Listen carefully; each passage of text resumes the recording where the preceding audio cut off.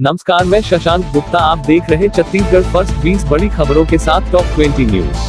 प्रधानमंत्री नरेंद्र मोदी ने G7 summit में दुनिया को दिया एक पृथ्वी एक स्वास्थ्य का मंत्र।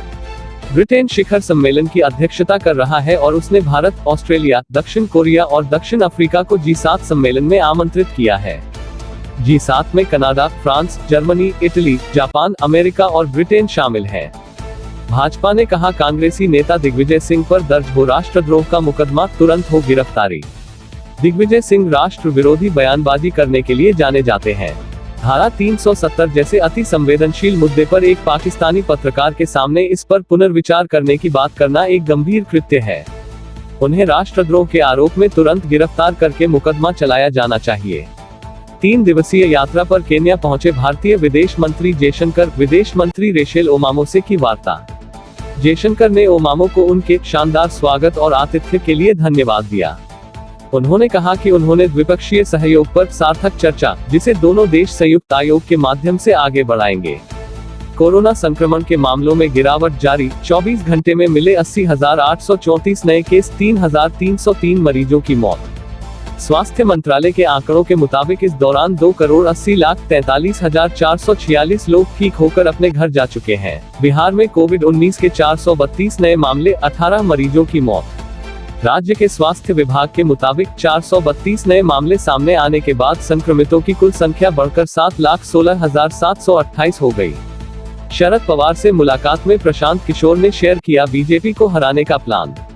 शरद पवार से मुलाकात के दौरान प्रशांत किशोर ने बताया कि देश में करीब 400 लोकसभा सीटें ऐसी हैं जहां पर क्षेत्रीय दलों के सामने भाजपा कमजोर पड़ती दिखाई पड़ती है। गैर भाजपाई सीटों पर क्षेत्रीय दल बेहतर प्रदर्शन कर सकते हैं। गर्मी से जल्द मिलेगी राहत, राजस्थान के कई जिलों में आंधी के साथ भारी बारिश का अनुमान।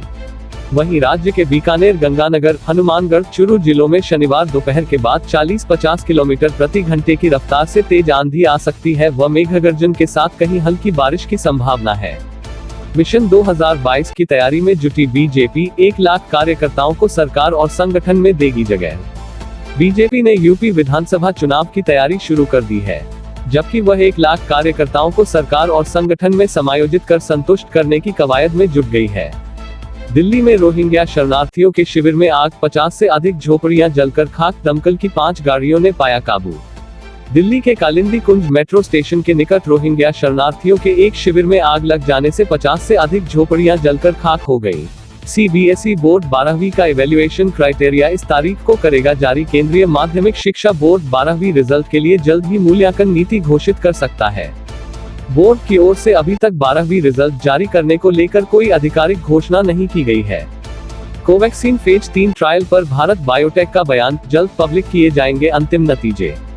भारत बायोटेक ने कहा कि कोवैक्सीन एकमात्र पूरी तरह से निष्क्रिय कोरोना वायरस आधारित टीका और उत्पाद है, जिसने भारत में मानव पर हुए परीक्षण के आंकड़े प्रकाशित किए हैं।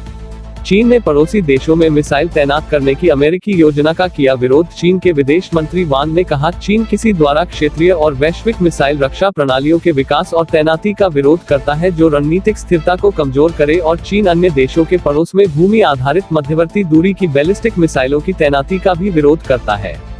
बॉलीवुड के सिंघम अजय देवगन बने मसीहा। इंडस्ट्री से जुड़े लोगों को लगवा रहे वैक्सीन। अजय देवगन ने यह सुनिश्चित किया है कि वह फिल्म इंडस्ट्री से जुड़े भीतर और बाहर के लोगों की मदद करे। अजय के एनवाई फाउंडेशन ने मुंबई उपनगर में एक टीकाकरण शिविर का आयोजन किया है।